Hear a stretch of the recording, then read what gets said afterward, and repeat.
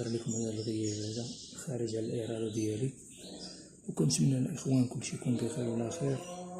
وهاد النهار هذا جيتكم بواحد الموضوع جديد اللي هو تقديم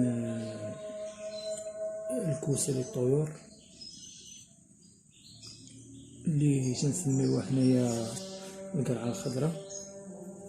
وبزاف الدول كاين اللي كيقول لها الشجر، كاين اللي كيقول لها الكوسة. هاد الحلقة هادي خصها لكم لهاد الخضرة الفوائد ديالها ديال الكوسة. كما تتعرفوا في المغرب كنسميوها حنا نسميوها القرعة الخضراء. عدة الأسماء، كاين اسم مشهور باللغة العربية هو اسم الكوسة كيف ما تشوفوا الخوت. غنجيو على هذا الشكل هذا. نبداو الخوت بالفوائد ديال الكوسة. وبالنسبة للإخوان راه فيها عدة فوائد، وكتساعد الطيور على باش يخرجوا واحد الريش زوين في مرحلة تغيير الريش. يمكن لك تقدمها على طول السنة. أنا كنفضل تنقدم الطيور ديالي في مرحلة تغيير الريش، وكنتمنى الإخوان تجربوا هاد النوع ديال الخضار، حيت فيه بزاف الفوائد، منهم الأملاح المعدنية، منهم البوتاسيوم، منهم المغنيسيوم، وفيها حتى الكالسيوم. كتساعد الطيور ديالنا في مرحلة تغيير الريش باش يكون عندهم واحد اللمعان في الريش ديالهم. والإخوان كما تشوفوا بالنسبة لهاد الطريقة هذه كنقدمها للطيور ديالي، انا نوريكم بالشكل كيفاش. وبالنسبة لهاد القضية هذه كنقدمها للطيور الكناري.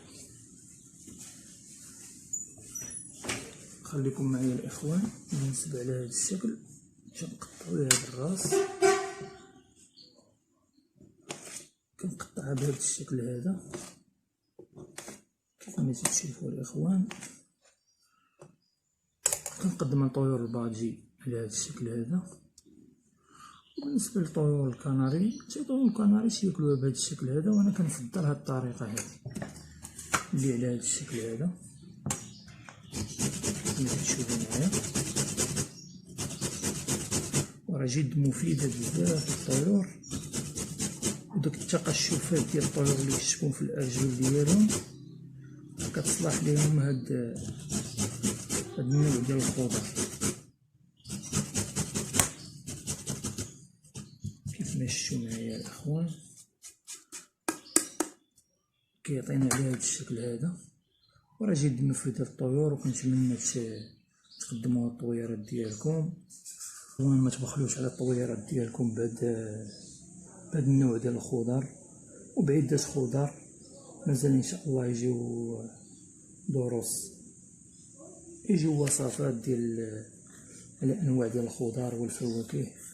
كنتمنى منكم الاخوان تسيبورتيونا وتشجعونا وتبارطاجيو معنا وديروا شي كومونتير زوين اللي تيحفزنا باش نزيدو ان شاء الله للقدام. وان شاء الله نكونوا عند حسن الظن ديالكم. تحياتي للجميع، شكرا بزاف الاخوان، تحياتي لكم.